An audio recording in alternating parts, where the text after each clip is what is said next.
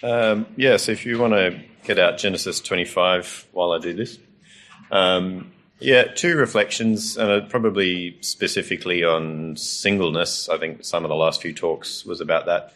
I'm married with kids, and so I was thinking back to my time of singleness, and I was a bit disappointed with my past self. I was living my life like a version of I'm a celebrity, get me out of here. It was like I'm a single, get me out of here. And I look back and I see myself not taking the Bible seriously to actually consider whether that was for me or not.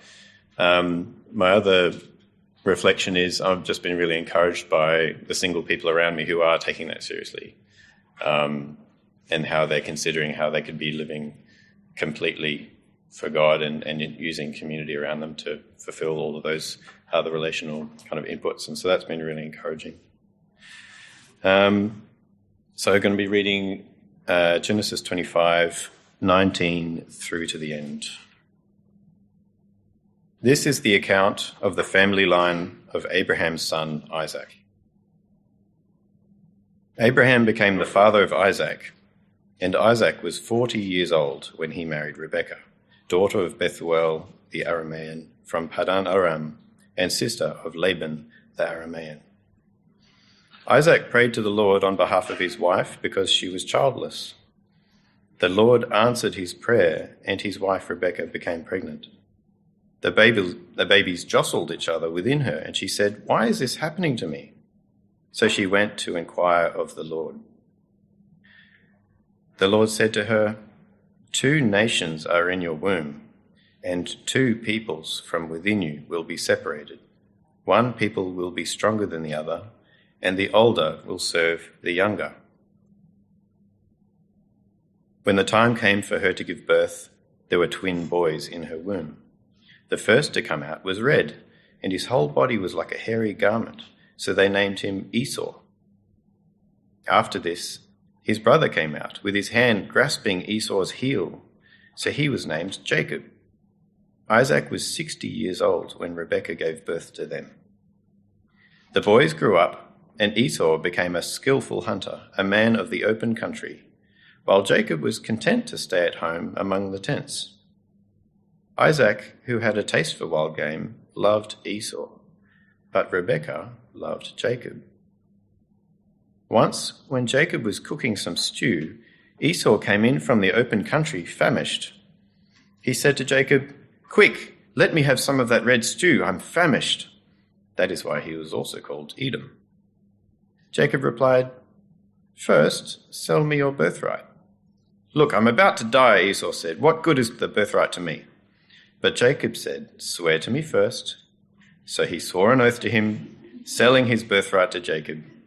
Then Jacob gave Esau some bread and some lentil stew. He ate and drank, and then got up and left. So Esau despised his birthright.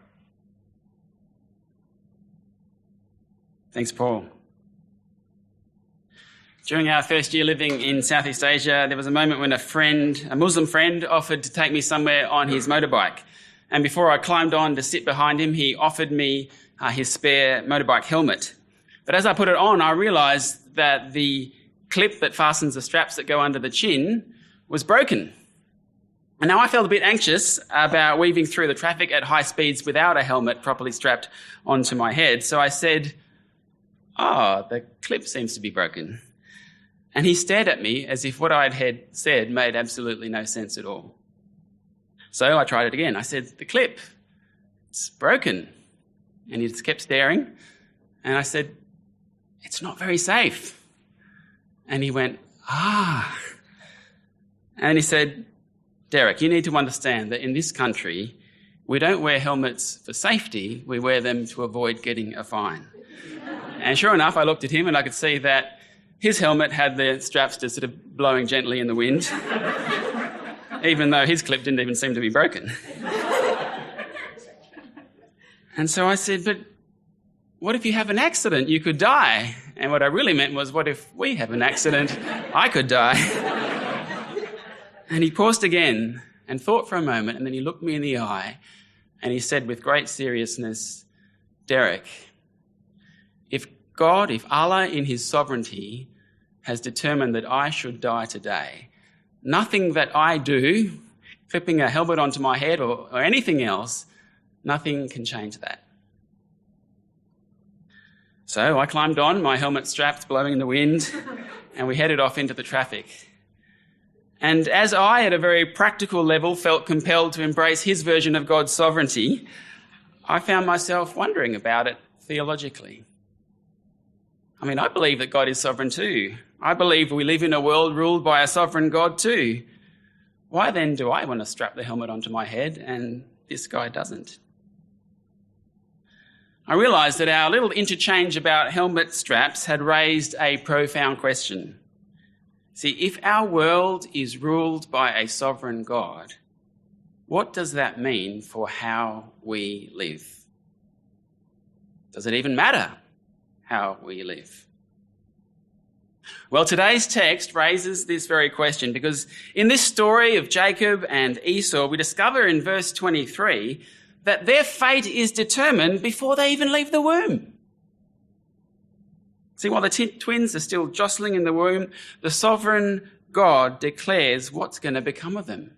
That these two boys will become two nations and that the older will serve the younger. And so it raises a big question. If God determines the outcome before they're even born, before, as the Apostle Paul will later write in Romans 9, before the twins were born or had done anything good or bad, if that's the case, does it even matter what they do? Does it even matter how they live?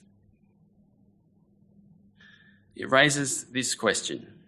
In a world ruled by a sovereign God, how should we live? Does it even matter how we live? See, that is the question that we are going to ask of our text today, Genesis 25.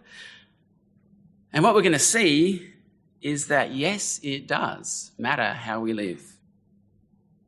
In fact, the sovereign God cares very much how we live. He cares so much that he's given us this text to teach us, to train us as to how we should live in a world which he sovereignly rules. Let's dive in. Now, if we're going to understand Genesis 25, we need to take a moment to recap the story so far. The Jacob and Esau story makes no sense unless we understand what's come before, and particularly the momentous events of Genesis 12. So let's go there. Genesis 12.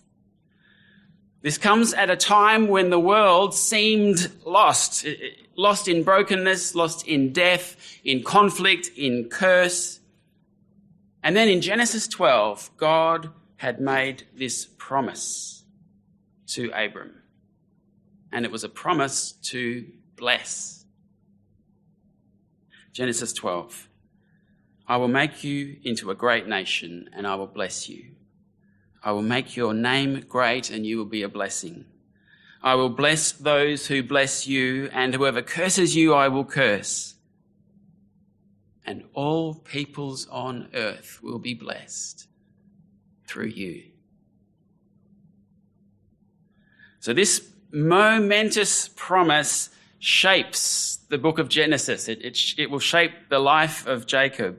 It shapes the history of the world because it's a promise from the sovereign God to restore the world, to replace curse with blessing. And it's a promise to do that through a chosen line, a chosen people who will be blessed in order to be a blessing. People who will be blessed in order that God's missional plan might be carried out through them. All peoples on earth will be blessed through you. So that was the momentous promise back in Genesis 12. Given to Abraham, and Genesis 12 to 25 traces the story of Abraham learning how to live as a bearer of the promise, the one who's blessed to be a blessing. That was Abraham's journey of learning to live by faith in pursuit of the promise. That's what's come before us. That's Genesis 12 to 25. And now we're picking it up this semester. Abraham's death has just been narrated at the beginning of the chapter, and now the focus shifts to Abraham's descendants, and particularly to his grandsons, Jacob and Esau. So the question is, how will they go? Will they learn, as Abraham did, how to live in a world ruled by a sovereign God? How to live as bearers of the promise? How to live by faith in pursuit of that promise? Let's find out how they go. The story starts in verses 19 and 20 with a bit of a recap of the family tree. We're reminded that we've got Abraham, the promise bearer, and then his son Isaac, and Isaac's wife Rebekah. And now the focus is going to shift to the third generation. Verse 21, we'll pick it up. Verse 21, Isaac prayed to the Lord on behalf of his wife because she was childless. The Lord answered his prayer, and his wife Rebekah became pregnant. The babies jostled each other within her. And we'll just pause there because I want you to notice that the narrator has just subtly dropped a very big issue into that sentence. Remember what we're doing. We're tracing the line of the promise bearer. But when Rebekah falls pregnant, it's not a baby, singular. It's babies, plural. They're twins. Oh dear. This is raising a big question now. If there's two of them, which one is going to inherit the promise? Which one's going to inherit the blessing? Which one will be the one through whom God carries out his missional plan? And it's almost as if these two yet-to-be-born babies understand that there's a contest. They jostle each other within her, verse 22. And in the Hebrew, the word that's used for jostle is a very strong term. It's a very violent term. It get used in Judges to depict the smashing of skulls. Okay, so there's some serious sibling rivalry going on inside Rebekah's womb. It's a battle to inherit the promise, a battle to be the firstborn, to obtain the blessing of God. It's a high-intensity moment we have here with these two babies thrashing it out between themselves as if they could determine their fate through their own jostling, through their own human effort, as if they could settle the outcome. It's such a vigorous jostle that Rebekah is in agony, verse 22. She said, "Why is this happening to me?" So she went to inquire of the Lord. Verse 23, the Lord said to her, 2 nations are in your womb, and 2 peoples from within you will be separated. One people will be stronger than the other, and the older will serve the younger. Spoiler alert, the sovereign God gives away the ending before the movie has even got going. And as we saw back at the start, he's already determined the outcome before these twins are born. What is this outcome? Well, these 2 babies, they're going to become 2 nations, and they're going to divide, they're going to separate. And contrary to expectation, contrary to custom, to tradition, to law, it's going to be the younger one who's supreme. It's going to be the younger one who is served by the older. The younger one who's going to become the bearer of the Genesis 12 promise.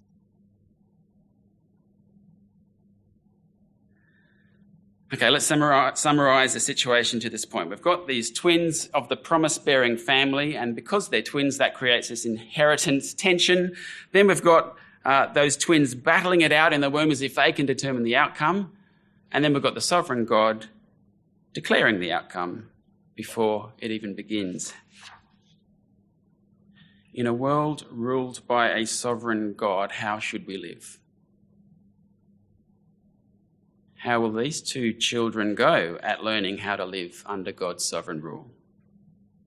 Let's keep reading and find out. Verse 24. When the time came for her to give birth, there were twin boys in her womb. The first to come out was red, and his whole body was like a hairy garment, so they named him Esau. After that, his brother came out, with his hand grasping Esau's heel. So he was named Jacob. So they're born, and we learn something about both of them. First of all, Esau, he's hairy. His whole body, it says, was like a hairy garment. Just think of that picture. It makes him sound like an animal, doesn't it? Is that what the author wants us to think about Esau? Well, we'll find out as we keep reading in a moment. But for now, that's Esau. What about Jacob? Well, we discover that Jacob is a grasper. Comes out of the womb grasping his brother's heel. Could he be any more invested in this sibling rivalry? Even at the moment of birth, he's at work. He's trying to take his brother's place as the firstborn, as if by his own effort, by his own schemes, he could take hold of the promised blessing. So we've got hairy one, we've got heel grabber, and they get names accordingly, don't they? Esau, which means hairy, and Jacob, which is a play on the word heel and implies heel grabber. So how will hairy one and grasping heel grabber, how will they go at learning how to live in a world ruled by a sovereign God? Keep reading to find out. Verse 27. The boys grew up and Esau became a skillful hunter, a man of the open country, while Jacob was content to stay at home among the tents. Isaac, who had a taste for wild game, loved Esau, but Rebekah loved Jacob. Now, don't forget, back in verse 23, the sovereign God declared that there would be division between these two, that they would separate, leading us to expect some kind of conflict, some kind of competition. And here we see that the conditions are indeed building for some kind of a showdown. As the twins grow up, they grow in very different directions, don't they? Hairy becomes an open country hunter, heel grabber stays at home. And not only are they different, but mum and dad are playing favourites. And mum and dad are dividing over who they choose as their favourite. Isaac loves hairy, Rebekah loves heel grabber. And so the stage is set for a battle. And it breaks out in verse 29. Once, when Jacob was cooking some stew, Esau came in from the open country famished. He said to Jacob, "Quick, let me have some of that red stew. I'm famished." Hairy behaves in an animal-like way. He's impulsive. He's driven by his immediate cravings. He's almost grunting his demands. A more literal translation of verse 30 might read something like this: "Give me a gulp of that red stuff." And the word for gulp means to feed an animal by putting food into its mouth. So how does heel grabber respond to hairy one's demand? Verse 31. "First, sell me your birthright." Doesn't miss an opportunity, does he? Talk about seizing the moment. Now, a birthright, what that means is it means the rights and privileges of being the firstborn. It would have meant inheriting a double portion of the family's fortune. It also would have meant taking over from the father as the leader of the family. And so here, heel-grabbing Jacob, who's been grasping after the firstborn privileges ever since he was inside his mother's womb, as if getting it depended entirely on him, on his own schemes and tricks and hard work, heel-grabbing Jacob takes this moment to strike when his brother is famished. Yeah, I'll give you some stew, brother, but sell me your birthright first. Hairy responds in verse 32, "Look, I'm about to die. What good is a birthright to me?" Just like an animal, Esau lives in the moment. He can't see past his immediate stomach-related needs. As one writer puts it, Esau the animal arrives to feed, and Esau the hunter falls into a trap. Now, one of the things about animals is animals don't make 5-year plans. They don't know how to defer gratification of an immediate impulse in order that they might, at some future point, take hold of something of far greater value. They can't do that. They don't know how to do that. And neither, it seems, does Esau. And when it comes to pursuing the Genesis 12 promise, that is a very grave sin indeed. Let's keep going. Verse 33. But Jacob said, "Swear to me first." This devious heel grabber is going to make sure of it. He's striking while the iron is hot, or more accurately, while the hairy one is hungry. And he gets what he wants, doesn't he, in verse 33? It says, so he, Esau, swore on oath to him, selling his birthright to Jacob. Then Jacob gave Esau some bread and some lentil stew. He ate and drank, and then he got up and left. So Esau despised his birthright.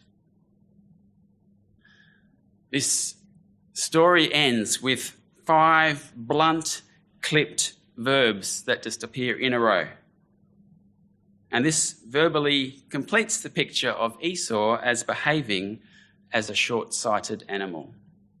He ate, he drank, and he got up, and he left, and he despised. He despised his birthright. Let's return to our question. In a world ruled by a sovereign God, how should we live? How have these two men gone? Let's start with Esau. Esau sold his birthright for a bowl of lentil stew.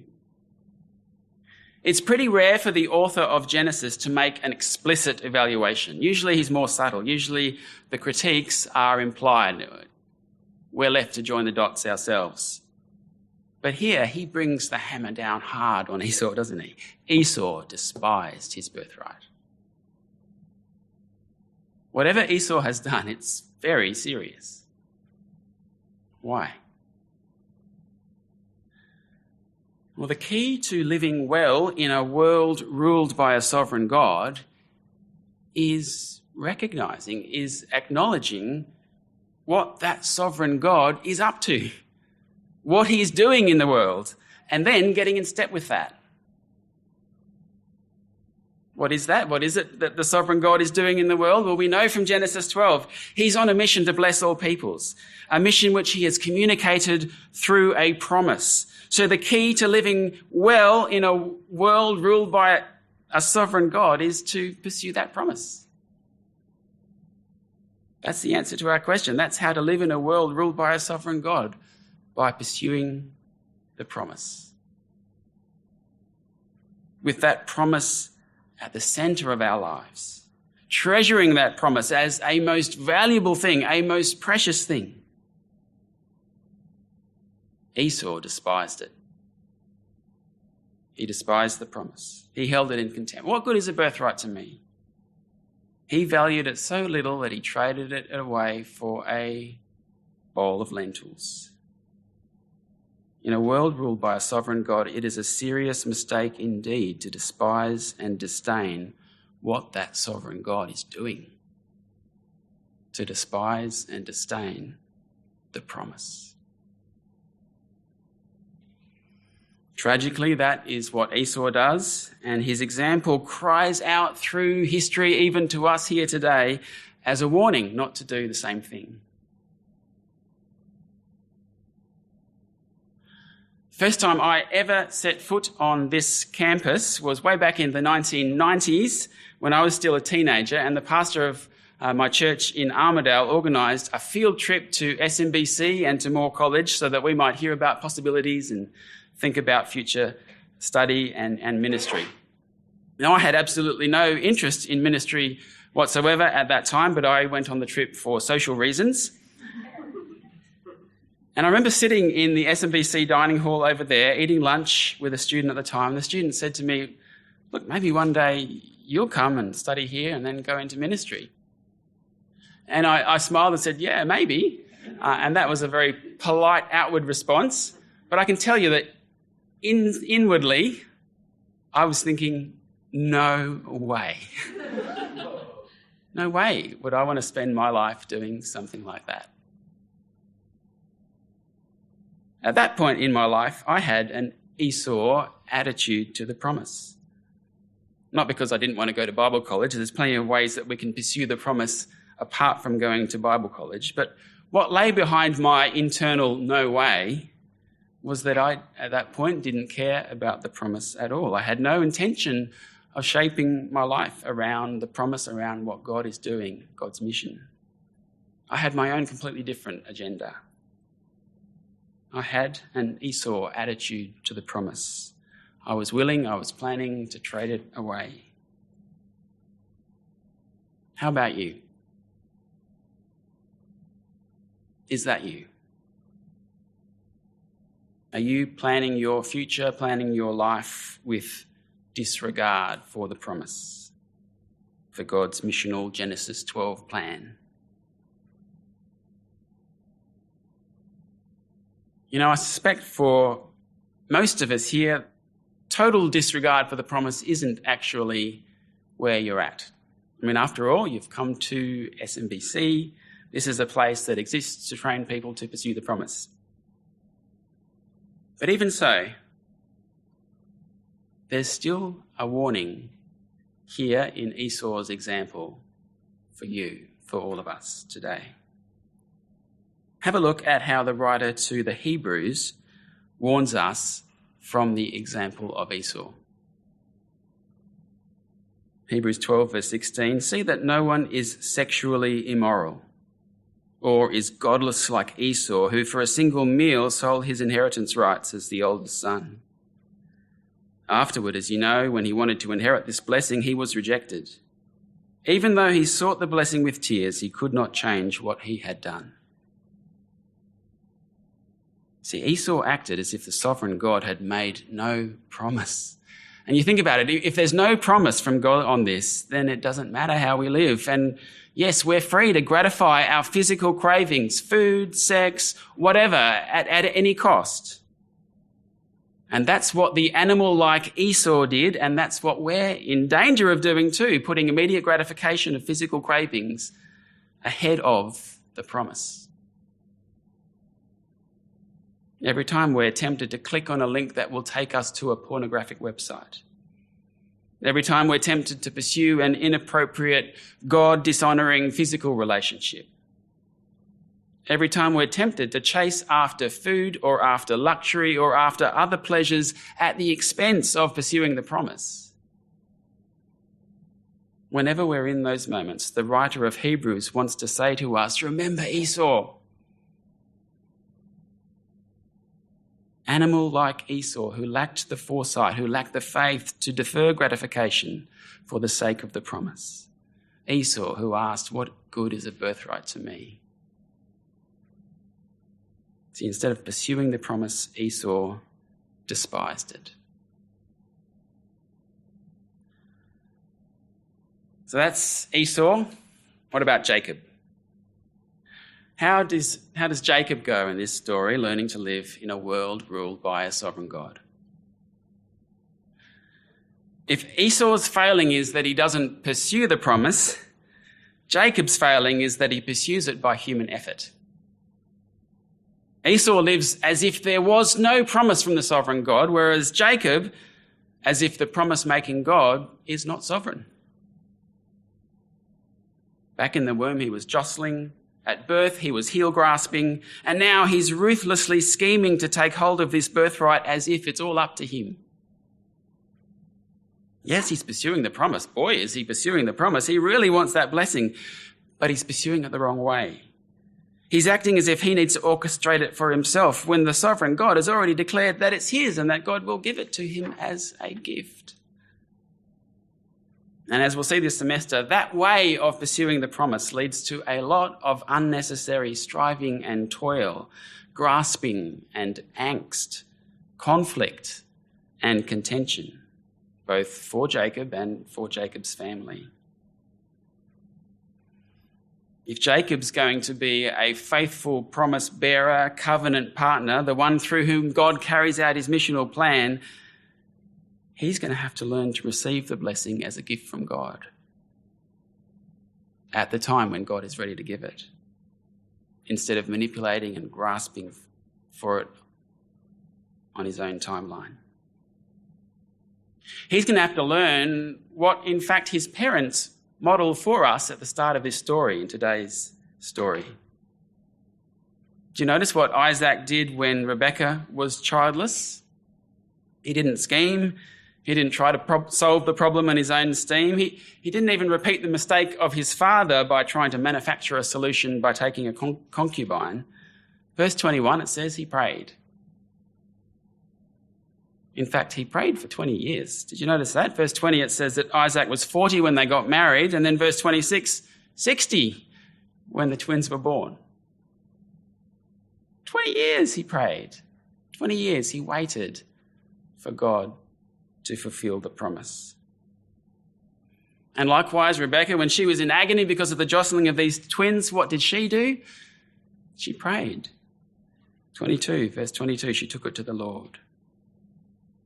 See, right here at the start of Jacob's story, we get a glimpse of the faith posture which Jacob is going to need to learn. That of abandoning the grasping and instead looking to God to provide, waiting for God to provide.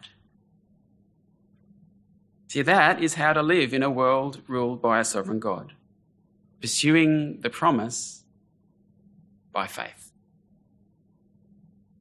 It's what Jacob needs to learn, pursuing the promise by faith. And it's what this journey of Genesis 25 to 36 is going to be about. It's what we get to witness this semester. Jacob's development, his progress from grasping heel grabber to one who learns to pursue the promise by faith. And if we are willing, if we will open ourselves up to the work of the Holy Spirit in us, we won't just be witnessing his journey, but we'll be on it too. Because, brothers and sisters, this is something we need to learn too. We, after all, are inheritors of this promise, inheritors of this missional role. We live in a different era. We live in a time when God's missional plan has further unfolded, a time when we now know that he's fulfilling this promise through Christ, establishing this kingdom of blessing through Christ. We know that now, but just as back then, so too today, he's carrying it out through his chosen, blessed to be a blessing people, us. And just as back then, so too today, he communicates that plan to us through promise. And so what Jacob needed to learn then, we need to learn today to pursue this promise by faith. So how are you going at learning this? God's missional promise bearer as you are, how are you going as you pursue this promise? How are you going about pursuing the promise? Graspingly, self-reliantly, heel-grabbingly, or by faith, praying to God, depending on him, waiting on him? See, removing our grasping hands from the heel, from the birthright, from our own plans and schemes can be very hard. Depending on the invisible God who deals with his people, who answers prayers over the span of decades and lifetimes, that can be hard. Old Testament scholar Walter Brueggemann writes, promise requires an end to grasping and certitude and an embrace of precariousness. And I've got to be honest with you, I find embracing precariousness hard. When we first moved to Southeast Asia, our agency, OMF, lined us up to teach at a particular Bible college. What that college needed and what we thought we were able to do seemed like a perfect match. We were really excited to go there, and we moved to that city to learn language in order that we might transition into the college smoothly. But a few months before our language school year finished, the Bible college told us that because of government restrictions, they could no longer have me teach there as they'd planned and offer me a visa through them. I was devastated. This was the ministry we came to do. This was how we were pursuing the promise. And I remember I had this crisis conversation with our OMF supervisor, who was this American lady called Peggy. Now, Peggy had been serving in the country for over 30 years. She's one of those people you want to be like when you grow up. She was so full of experience and wisdom and godliness. And I turned to Peggy and I said to her, let's find a way around these government restrictions. I mean, I came here to teach at that college. There must be a way for us to make this work. And I remember her response very clearly. She said, Derek, this seems like a closed door. I think we should just wait and pray and see what God has planned for you and Anna. That was so hard for me. An end to grasping and certitude and embracing of precariousness. I wanted to be a Jacob. If that job at the Bible college was a heel, I wanted to grab it. If it was a birthright, I wanted to grasp it. But God, in his kindness, gave us the advice of a woman who, through 30 years of ministry experience, had learned many lessons of faith. I think we should wait, pray, see what God has planned. Well, Anna and I did live with the precariousness and the uncertainty for about 6 months. And it was hard. We'd come so far, and it felt for those months like we'd come here for nothing. But in his good time, God did open up another role at another college. And in the years that followed, God did some remarkable things at that second college, which we were blessed to witness and to participate in. It was his way, not ours. It was his timing, not ours. And as I look back, I realise we might have missed it altogether if it hadn't been for the advice of Peggy to pursue the promise by faith. Because that is how we are to live in a world ruled by a sovereign God.